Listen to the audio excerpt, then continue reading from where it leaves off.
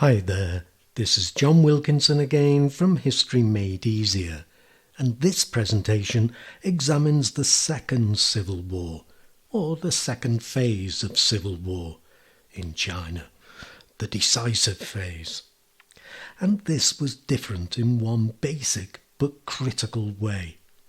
This time, the CCP would not be fighting to survive, but would be fighting to win. The Red Army, renamed the People's Liberation Army, or PLA, in 1949, was still, at the beginning at least, outnumbered by Chiang's nationalist forces. But largely as a result of Mao's assured leadership, it was to win the war. And I'll take you through 3 stages to this second civil war.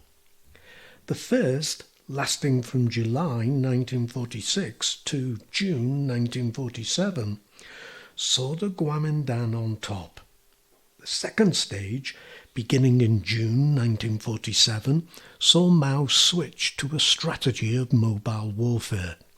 And the final stage, beginning towards the end of 1948, saw the PLA seize the initiative with 3 major campaigns, which left the Kuomintang in retreat. In this presentation, I'll focus on that first phase.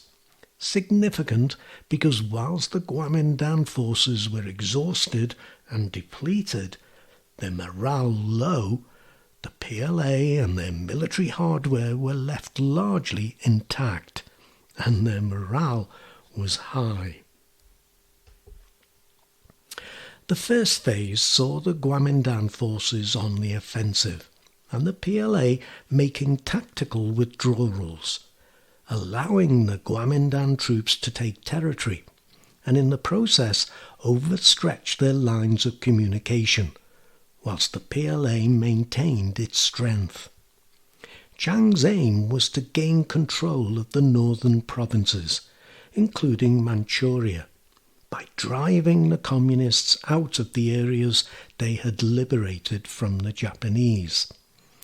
It was here that Chiang deployed the cream of his troops, and he intended to use the advantage of his superior resources and launch large-scale assaults on the PLA's key positions.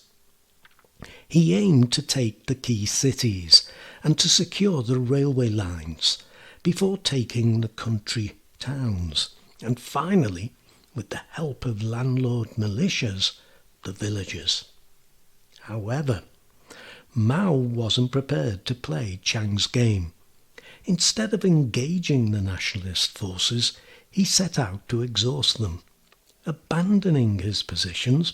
In the process, even Yan'an was allowed to fall in March 1947. But though Chiang was gaining territory, no communist forces were surrendering, and their military hardware was intact. Mao remained confident. "We'll give Chiang Yan'an," he said. "He will give us China." It was the tactics of Old Deaf Jew, the legendary bandit leader I've talked about before, and whom Mao heard of in the Hunan Mountains.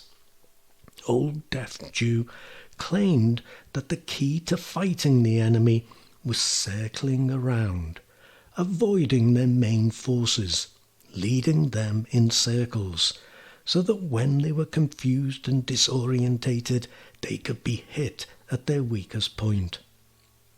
Knowing how desperate Chiang was to capture him, Mao also played a cat-and-mouse game with himself as bait, deliberately telegraphing his moves and making it a point never to be more than 1 day's march ahead of the Kuomintang, until they were exhausted, which was when Mao attacked. It was a high-risk strategy, and very brave, but it worked. Only when the PLA was confident that it had superior forces and was on favourable ground of its own choosing did it engage the Kuomintang. It was a strategy that called for patience and confidence in ultimate victory. But by February 1947, its success was there to see. Out of 218 nationalist brigades taking part in the campaign, 50 had been virtually wiped out, and most of the troops captured were willingly recruited into the PLA. Large quantities of nationalist weapons and equipment were also captured.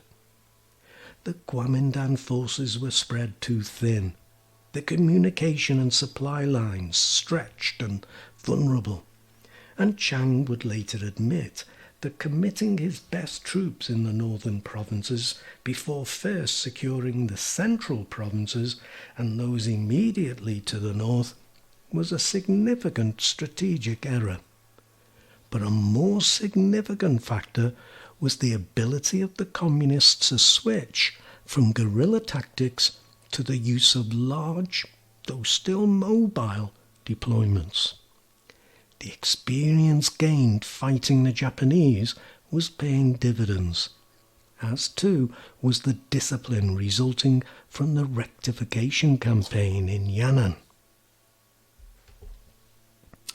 And so Mao's tactics were proving successful. Victory didn't seem apparent just yet, though Mao was confident. As I said in my introduction, whilst the Kuomintang forces were exhausted and depleted, their morale low, the PLA and their military hardware were left largely intact, their morale high. We are at one of those points, the significance of which is much more easily seen by historians than those on the ground at the time. But significant it most certainly was, and you can make good use of it. Now don't forget, there's my website, History Made Easier, that's there to help you too. And if there's anything you want me to focus on in the website, do let me know. Just send me a quick email at historymadeeasier@gmail.com and I'll try to take the time to get onto it. And I promise you that I will not be pestering you with emails. I would never do something like that, even if I had the time. I just don't think that way and wouldn't operate that way. So let me thank you for listening and wish you the very best of luck with your studies. Cheers.